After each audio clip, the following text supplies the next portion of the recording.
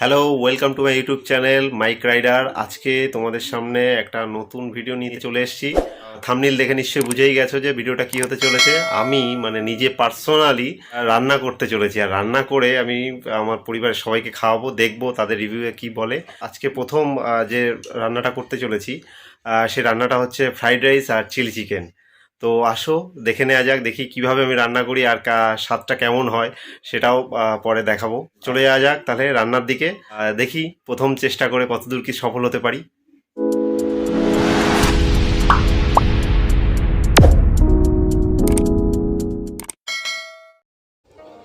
টুকরো টুকরো করে কাটা মুরগির মাংসটাকে ভালো করে পরিষ্কার জল দিয়ে আমি ধুয়ে নিচ্ছি।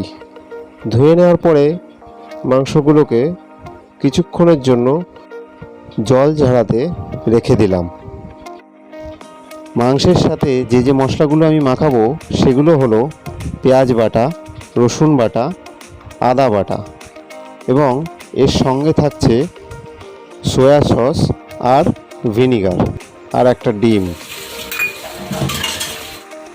এবার মাংসের সাথে সমস্ত মশলাগুলো ভালো করে মাখিয়ে নিচ্ছি।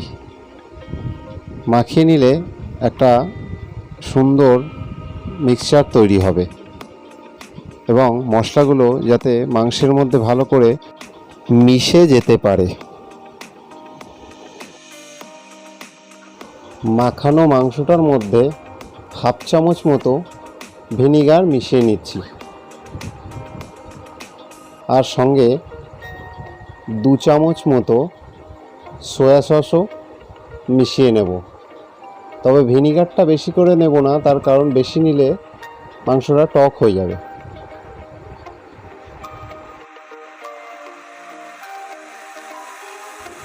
সয়া সস আর ভিনিগারটাকে এবার ভালো করে মাখিয়ে নিচ্ছি মাংসের সাথে, যাতে মাংসের মধ্যে পুরোটাই অ্যাবজর্ব হতে পারে। এবার ফাটানো একটা ডিমের হলুদ অংশটাকে বাদ দিয়ে বাকি সাদা অংশটাকে মাংসের সাথে মাখিয়ে নিচ্ছি।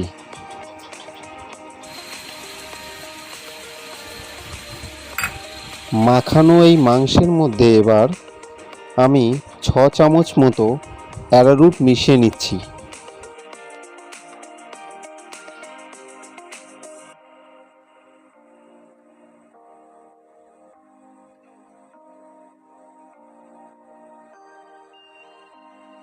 মাংসটাকে এবার আমি ভালো করে মাখিয়ে নিচ্ছি এবং মাখিয়ে নেওয়া মাংসটাকে আমি ঢেকে দিয়ে আধা ঘন্টার জন্য রেখে দেব। এই আধা ঘন্টা যে টাইম আমরা পাবো, এই আধা ঘন্টা টাইমে মাংসটার মধ্যে ভালো করে সমস্ত মশলাগুলো অ্যাবজর্ব হতে থাকবে। আর এই সময়টাতে চলো আমরা ফ্রাইড রাইসটাকে বানিয়ে নিই।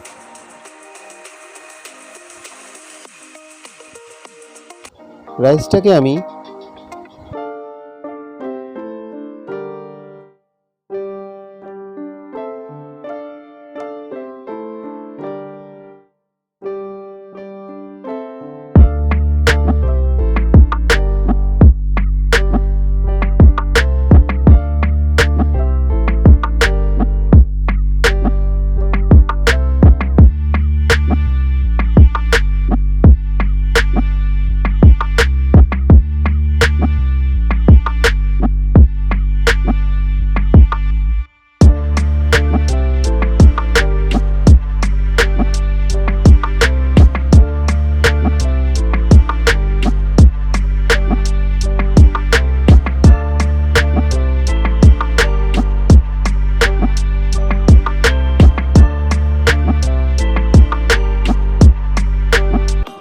সব একসাথে ভেজে নিচ্ছি।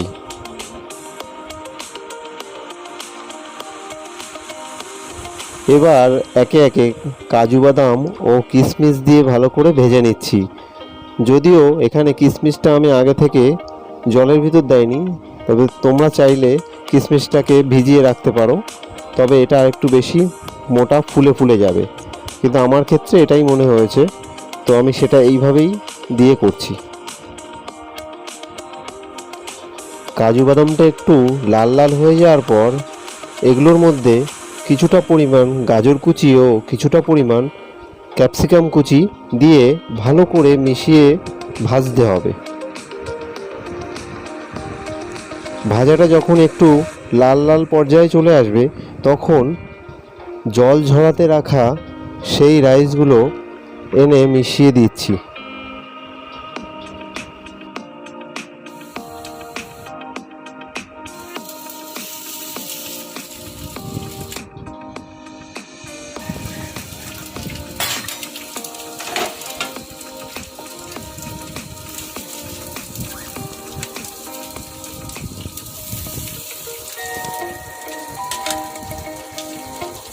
ভাতগুলোকে এবার সুন্দর করে মশলার সাথে ভালো করে মিশিয়ে নিচ্ছি। মিক্সচার করা এই ভাতের মধ্যে পরিমাণ মতো চিনিও মিশিয়ে দেব। যদি কেউ বেশি মিষ্টি পছন্দ করেন তাহলে পরিমাণটা একটু বেশি হবে, আর যারা কম মিষ্টি পছন্দ করে তাদের পরিমাণটা অল্প হবে। এটা যে যার স্বাদের উপরে নির্ভর করবে। এবার চলে আসা যাক মাংসের সেকশানে। ম্যারিনেট করা মাংসের পিসগুলো আস্তে আস্তে করে তেলের মধ্যে একটা একটা করে ভাজতে শুরু করলাম। প্রত্যেকটা মাংস যেন এক একটা আলাদা আলাদা পিস হিসাবে ভাজা হয় সেইভাবে দেখে শুনে একটু একটু করে তেলের ভিতরে সাবধানে ছাড়তে শুরু করছি। কিছুক্ষণ ভাজার পর আবার একটা একটা করে উল্টে নিচ্ছি যেন প্রত্যেকটা ভালো করে ভাজা হয়। তা নাহলে একটা সাইড যদি বেশি করে পুড়ে যায় তাহলে মাংসটা অনেক বেশি হার্ড হয়ে যাবে এবং খেতেও বেশি ভালো লাগবে না।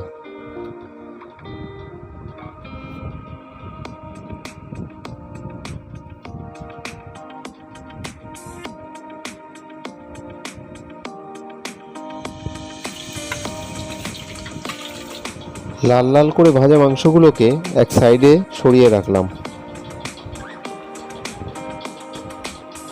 এবার মাংসের গ্রেভিটা তৈরি করার জন্য প্রথমে ফুটন্ত তেলের মধ্যে দুটো তেজপাতা দিয়ে দিলাম, আর বড় বড় পিস করে রাখা গাজরের টুকরো আর পেঁয়াজগুলো যে ছাড়িয়ে রেখেছি সেগুলো আস্তে আস্তে গরম তেলে ভাজতে শুরু করলাম।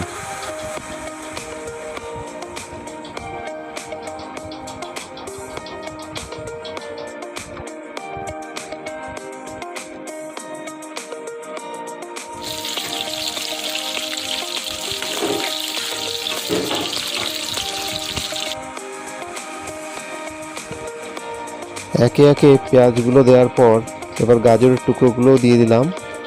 তারপর আস্তে আস্তে আমরা ক্যাপসিকামটাকেও একই সাথে ভেজে নেব। ক্যাপসিকামের টুকরোগুলো একটু বড় বড় করে কাটতে হবে যেন সিদ্ধ হওয়ার পর পিসগুলো বড় বড়ই থেকে যায়। এবার ভালো করে নেড়ে নেব।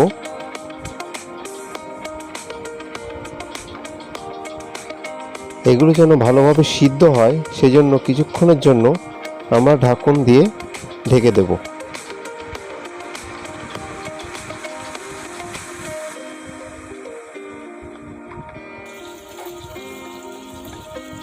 বেশ কিছুক্ষণ ভাজার পরে লাল লাল হয়ে যাওয়া গাজর ক্যাপসিকামগুলোর মধ্যে 1 চামচ আদা বাটা, 1 চামচ রসুন বাটা ও 2 চামচ পেঁয়াজ বাটা মিশিয়ে নিলাম।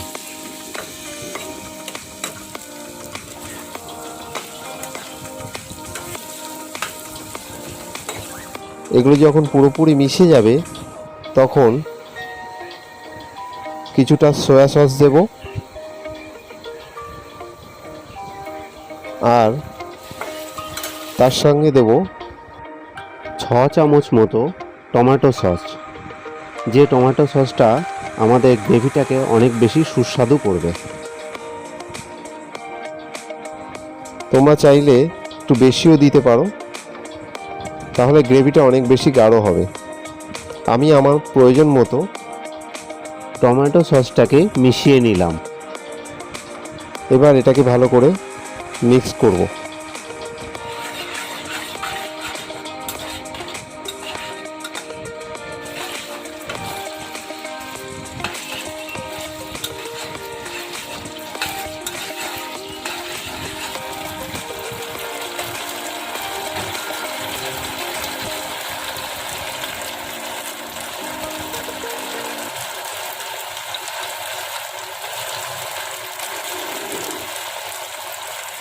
পরিমাণ মতো কিছুটা কাঁচা লঙ্কাও দিয়ে নেব।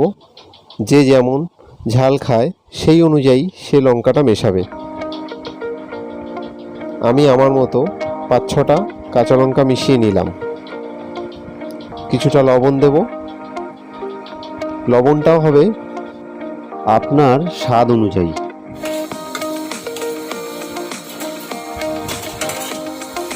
এবার এই মিক্সচারটার মধ্যে পরিমাণ মতো জল দেব। জল দেওয়ার পর চিকেন পকোড়াগুলো একটা একটা করে গ্রেভির মধ্যে ছেড়ে দেব।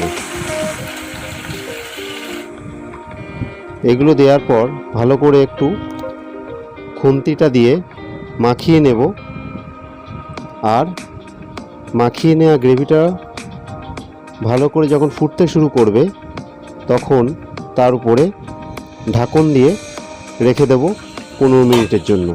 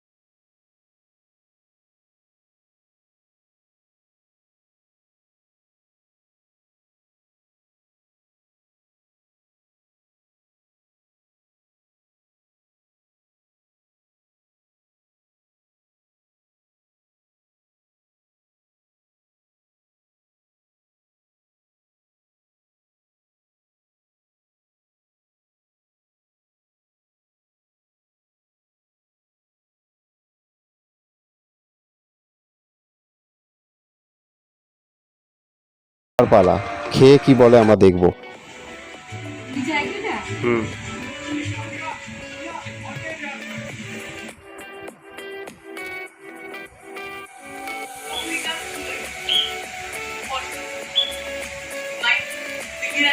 কেমন হলো?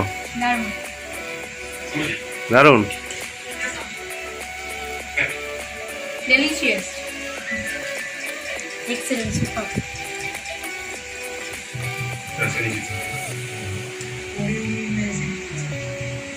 Nice. হ্যালো, রান্নাটা তোমরা কেমন দেখলে? আশা করি এইভাবে ট্রাই করলে তোমাদের রান্নাটাও সুন্দর হবে। প্রথমবার এসে যখন এত ভালো একটা রান্না করেছি, তো আগামীতে যদি তোমাদের সাপোর্ট থাকে তাহলে এরপরে আবার ট্রাই করব, আরও অনেক রান্না নিয়ে আসবো এর মাঝে বিভিন্ন রকম ব্লগের মধ্যে দিয়ে।